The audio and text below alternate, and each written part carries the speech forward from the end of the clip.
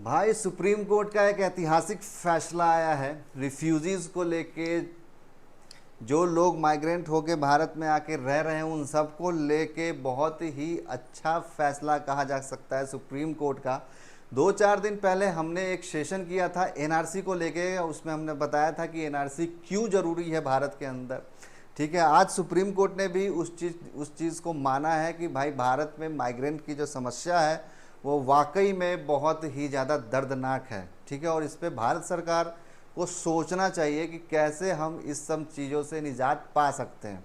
ठीक है, अगर आपने वो सेशन नहीं देखा है हमारा एनआरसी वाला तो उस वो आप ज़रूर जाके चेकआउट कीजिए, उसका लिंक मैंने डिस्क्रिप्शन बॉक्स में आपको दे दिया है। तो सुप्रीम कोर्ट ने ऐसा क्यों कहा है कि भारत धर्मशाला नहीं है, इसके पीछे एक कारण है। आप उस कारण को अगर समझें तो आपको थोड़ा सा पीछे जाना पड़ेगा। ये एक्चुअली 2015 की घटना है। ठीक है, 2015 में तमिलनाडु पुलिस एक बंदे को अरेस्ट करती है जिसका नाम है सुभाष करन। ठीक है, और इस पे एलिगेशन लगता है कि ये श्रीलंका से माइग्रेट होकर भारत में आ गया है इलीगल तरीके से। जब इस पे जांच होती है तो पाया जाता है कि जो इसके लिंक हैं वो LTTE liberation tigers of Tamil Eelam से मिल रहे हैं।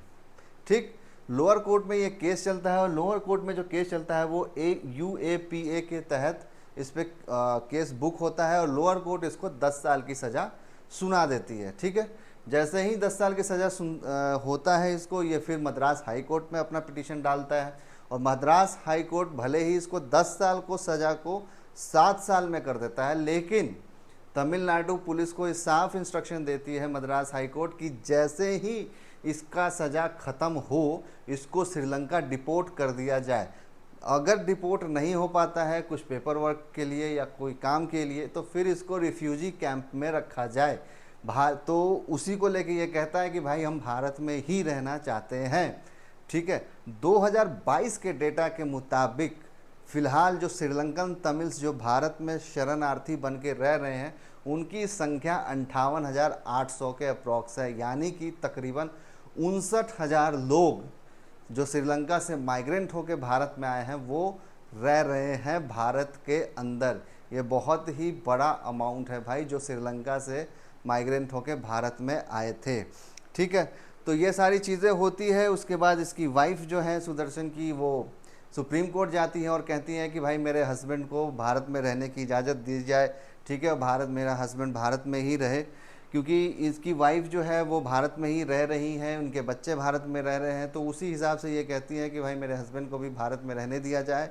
और इसमें ये कहा भी जाता है, जो इनके वकील हैं वो ये सुप्रीम कोर्ट को बताते भी हैं कि अगर ये वापस श्रीलंका जाएगा तो इसको मार दिया जाएगा। इस पर मतलब LTTE से भाई इसके संबंध थे तो ऑब्वियसली LTTE को श्रीलंका सरकार पहले ही टेररिस्ट ऑर्गेनाइजेशन घोषित की हुई थी, तो उसके कोई भी बंदे होंगे तो उसको तो भाई वहाँ पे सज़ा होगी या फिर जो भी उनका जो लॉ एंड ऑर्डर होगा उसके हिसाब से होगा। तो 2 जजेस की जो बेंच है जिसमें दीपांकर दत्ता और के विनोद चंद्रन इसको हेड करते हैं और ये कहते हैं कि भैया हम हाई कोर्ट ने जो जजमेंट दिया है हम उसके ही साथ हैं। ठीक है, और ख़ास करके जो दीपांकर दत्ता है ये बहुत ही ज़्यादा इस चीज़ को लेके एग्रेसिव होते हैं और कहते हैं कि भाई हम खुद 140 करोड़ हैं, अगर ऐसे ही लोग आते रह गए तो फिर हम कहाँ जाएंगे। इन्होंने साफ तौर पे कहा कि भाई जो भारत धर्मशाला नहीं है कि यहाँ पे आगे कोई भी यहाँ पे रहने लग जाएगा। ठीक है, तो ये क्लियर हो जाता है कि भाई भारत धर्मशाला नहीं है, आप लोग जो भी यहाँ पे हो आपको डिपोर्ट किया जाएगा, श्रीलंका जाना पड़ेगा। और दूसरा ये भी कहते हैं कि अगर आपको भारत में रहना है, भारत में अगर आपको रहना है तो ये तो पॉसिबल है नहीं, आपको रिफ्यूजी कैंप में जाना पड़ेगा। लेकिन अगर आपको शरणार्थी बन के रहना है किसी भी देश में तो दूसरे देश से आप मदद मांग लीजिए, वहाँ आप चले जाइए।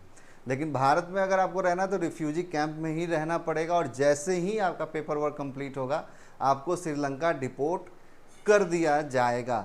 भाई देखो थोड़ा सा ना जो रिफ्यूजी के बारे में है भारत के अंदर उसको भी थोड़ा सा जान लेते हैं। देखिए यूनाइटेड नेशन कन्वेंशन की अगर हम बात करें तो 1951 में ये कन्वेंशन हुआ था जिसमें रिफ्यूजीज़ के बारे में UN जो था बहुत ही ज़्यादा मतलब सोच रहा था, विचार कर रहा था कि भाई जो लोग सताए हुए हैं उनके लिए कुछ लेके आया जाए। लेकिन इस पे जो ये कन्वेंशन हुआ था इसमें भारत ने साइन नहीं किया था। तो इंटरनेशनली भारत पे कोई प्रेशर ही नहीं बना सकता कि आपको रिफ्यूजी को रखना पड़ेगा या नहीं रखना पड़ेगा। तो ये चीज़ तो क्लियर हो जाती है। अब आ जाते हैं नेशनल लॉ पे, जो हमारा भारत का जो नेशनल लॉ है, जो इंडियन कॉन्स्टिट्यूशन के हिसाब से चलता है।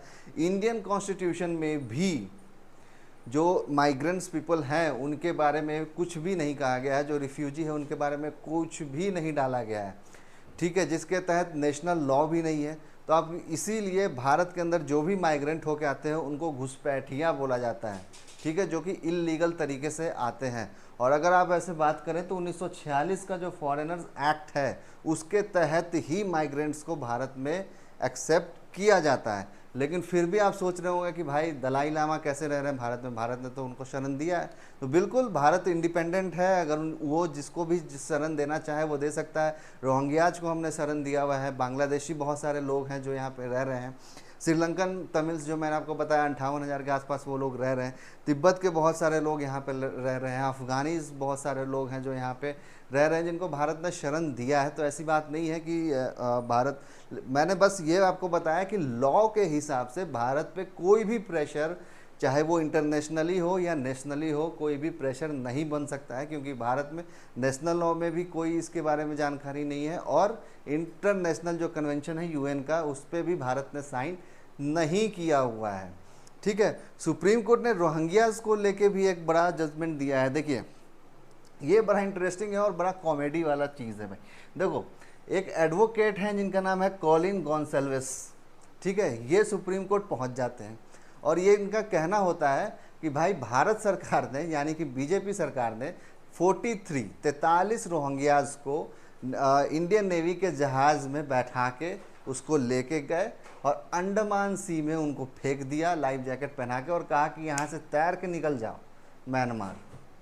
मतलब ये लॉजिकली सोचने की बात है, ऐसा हो सकता है क्या कि कोई आदमी 43 लोगों अगर निकालना ही हो तो सारे, मतलब जो भी 40-50 हज़ार रोहिंग्यास यहाँ रह रहे हैं उन सबको बांध के लेके जाके अंडमान में फेंक देगा आदमी? 43 को ही क्यों करेगा भाई? इतना तो सोचने वाली बात होती है। सुप्रीम कोर्ट इस पर इसकी जमकर क्लास लगा देते हैं कॉलिन गोंसाल्विस की कि भाई भारत में ऑलरेडी बहुत सारी चीज़ें चल रही हैं, इतना डिफ़िकल्ट टाइम भारत पे आया हुआ है, भारत पाकिस्तान कॉन्फ्लिक्ट हो गया, अभी टर्की और अजरबैजान के साथ जिस तरीके के रिलेशंस अभी चल रहे हैं भारत के, ठीक है, उसमें भी आप लोग इतने वेल्ले बैठे हैं कि आपके पास कोई काम धंधा नहीं है, आप एक नई कहानी लेके आ जा रहे हैं कि भाई 43 लोगों को लेके वहाँ पे जाकर, आप तो दिल्ली में बैठे हुए थे, आपको कैसे पता चला कि भाई अंडमान में इसे हुआ है? ये सुप्रीम कोर्ट ने जब इनसे पूछा तो इन्होंने कहा कि हमारे पास एक फ़ोन आया था। तो इन्होंने पूछा सुप्रीम कोर्ट ने कि भाई उस फ़ोन की पुष्टि किसने की है? किसी ने उस फ़ोन की पुष्टि की है? तो बोलते हैं कि इनके पास कोई जवाब नहीं था कॉलिन गोंसाल्विस के पास कि भाई फ़ोन की पुष्टि हुई है कि नहीं हुई है। सुप्रीम कोर्ट ने कहा कि भाई यूएस से बहुत सारे, मतलब आउट ऑफ इंडिया बहुत सारे कॉल्स भारत में आते रहते हैं, आपके पास भी कोई कॉल आया तो उसका मतलब कुछ भी इंक्वायरी नहीं करने का और उठ के चले आने का सीधा सुप्रीम कोर्ट ने कि भाई 43 लोगों को समुद्र में फेंक दिया गया। अबे उसका कोई कुछ तो होगा, कुछ तो रूट होगा, कुछ भी होगा, बस बात में ही कुछ भी उठा के आप लेके आ जा रहे हैं और एक कहानी लेके आ जा रहे हैं। मतलब आपके लोगों के पास इतना वेला टाइम है कि आप कुछ भी कहानी लेके एक आ जा रहे हैं। अपना तो टाइम बर्बाद करते ही हैं, सुप्रीम कोर्ट का भी टाइम बर्बाद कर रहे हैं। आप लोग खुद सोच के बताइए कि भाई ये पॉसिबल है किसी भी सरकार में?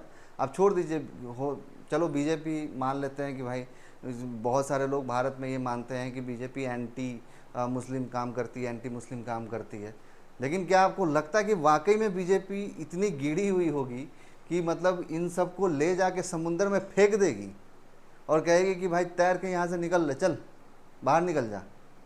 ये पॉसिबल है भाई? कोई नहीं करता है ऐसा, ठीक है। और करना भी होगा तो भाई सारे रोहिंग्यास को उठा के ले जाके वैसे फेंक देगा आदमी, लेकिन ऐसा तो नहीं हुआ। सिर्फ 43 लोगों के बारे में ये कह रहे हैं। सुप्रीम कोर्ट ने इस पर बहुत ही जमकर क्लास लगाई। हालांकि रोहिंग्यास का जो मुद्दा है, जो बहुत ही पुराना मुद्दा है और बहुत दिन से चलता आ रहा है कि रोहिंग्यास के बारे में कुछ सोचा जाए, कुछ किया जाए, ठीक है, उसको लेके भी सुप्रीम कोर्ट सुनवाई करने वाली है। 31 जुलाई को वो सुनवाई होने वाली है, तो उसमें क्या निकलता है वो तो देखने वाली बात होगी। फिलहाल इस वीडियो में इतना ही। उम्मीद करता हूँ आपको हमारा वीडियो अच्छा लगा होगा। अगर वीडियो अच्छा लगा होगा तो भाई लाइक ज़रूर कर देना, ठीक है। तो मिलते हैं अपने नेक्स्ट वीडियो में, तब तक के लिए गुड बाय, टेक केयर, जय हिंद।